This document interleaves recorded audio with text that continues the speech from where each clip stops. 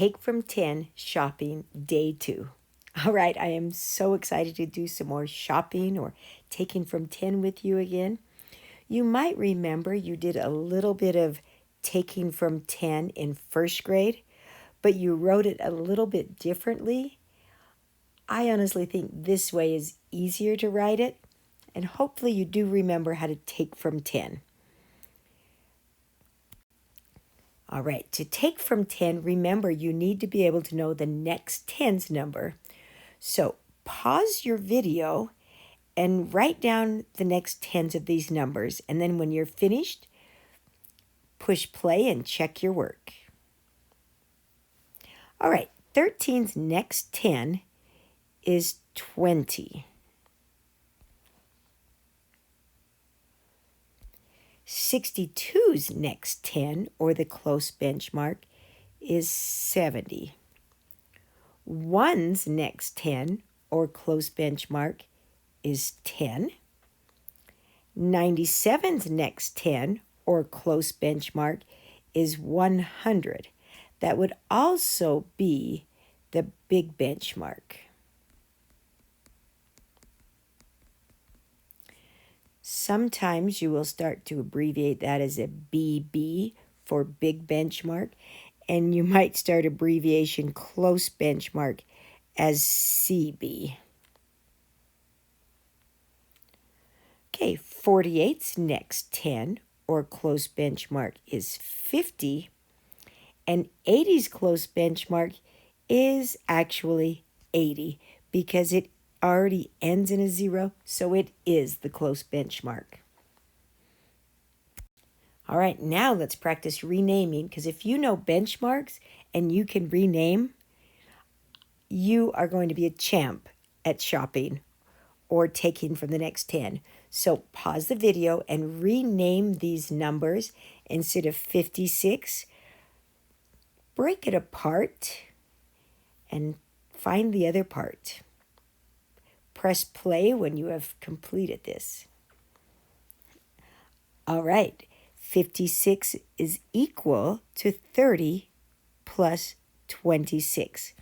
Notice all we're doing is breaking them apart. 81 equals 70 plus 11. 93 equals 30 plus 63. 63 equals 30 plus 33. And 76 equals 30 plus 46. Great job. So remember, if you can rename, if you can know the benchmarks, the close benchmarks, and when we get into bigger numbers, the big benchmarks, and if you know your partners, you are going to be a champ at those things. So make sure you are really good at those 3 things. You might want to do some fluency practice every day just to get really fast and good at those. All right, so let's practice some. I've started this one for you. So I have 42 equals 35. That's our equation. But I don't have 3 10s and 5 1s, so I'm going to rename it as a 40 plus a 2. And the reason I chose 40 is because that is 35's next 10. So this is the next 10, which is why I put it there. Remember, the second part is just minus 35 equals minus 35. Now, I don't do anything to the 2, so I just draw an arrow and bring it down. 40 minus 35, well, all I need to know that answer is my partner. Because 35, if I add a 5 to it, will end up at that 40. So 40 subtract 35 will give me the partner. Add these 2 numbers together and get 7. So 7 equals 5 plus 2, and your final answer equals 7. Try another one. 61 subtract 43. Well, remember, we're just going to write minus 43 down at the bottom.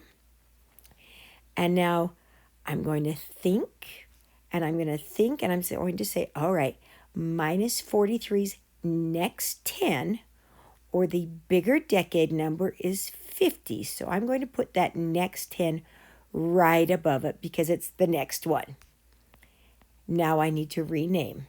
61 does not equal 50, but it equals 50 plus 11. We're not doing anything with that 11, so just bring it down. And now 50, here's the only place you need to even do any subtraction, and it's more just partners. 50 subtract 43 equals 7. And that's because if I'm at 43 on my chart, if I add 7 to it, I end up at 50 because that's my partner. To get my answer, I add 7 plus 11, and I end up with 18. So my final answer is 18. Now, notice you can check it quickly by doing 40 plus 10 equals 50, and 8 plus the 3 equals 11. So 50 plus 11 is 61. Kids, you can always check your answers.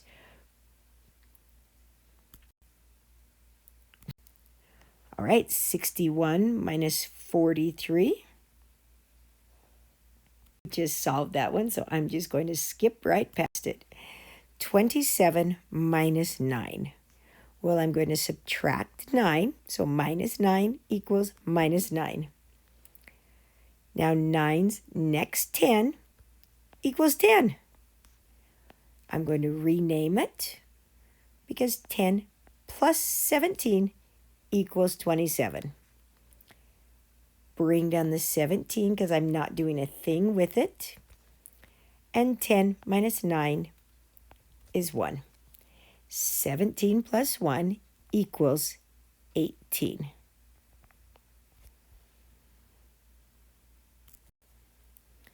All right, 40 subtract 16. Remember, I'm just going to put the minus 16 there because this is my equation, but over here's where I'm actually going to do my work. So 16's next 10 is 20, and 20 plus 20 equals 40. Bring down the 20 because we didn't do anything with it. Remember, if we compare it to our picture proof, there's my 40. And if I subtract 20, there's the 20 I subtracted. There's the 20 that I didn't touch. And there's the 4 change that I get back from my partner. So my answer equals 24. Again, this is exactly like picture proof, only instead of drawing a picture, I'm putting the picture as an equation. So I just put a minus 26 because that's what I'm going to be subtracting. 26's next 10 is 30. Notice I have 20, 30. I'm going to rename it.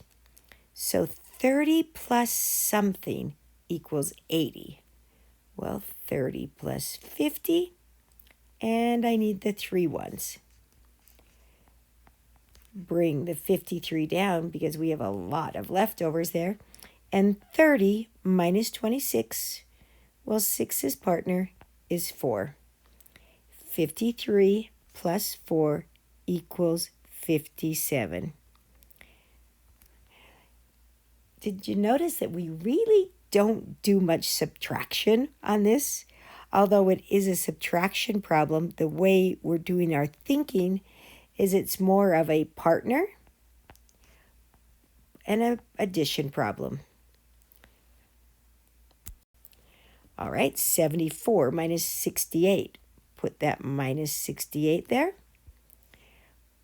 Now, who is 68's next 10? Well, it's 70 plus 4. We don't do anything with the 4, so we just bring it down. And if we have 70 and we take away 68, 68's partner to the next 10 is 2. So 4 plus 2 equals 6. And the last one, 61 minus 7. Well, remember, just put the minus 7 there. 7's next 10 is actually just 10. Rename that to 10 plus 51. Bring down the 51. And 10 minus 7 equals 3. So 51 plus 3 equals 54. Great job. Kids, this is a strategy that is really fun and it's super nice, but you need more practice than this, so make sure you are practicing other problems and get really good, and we'll do some more in the video tomorrow.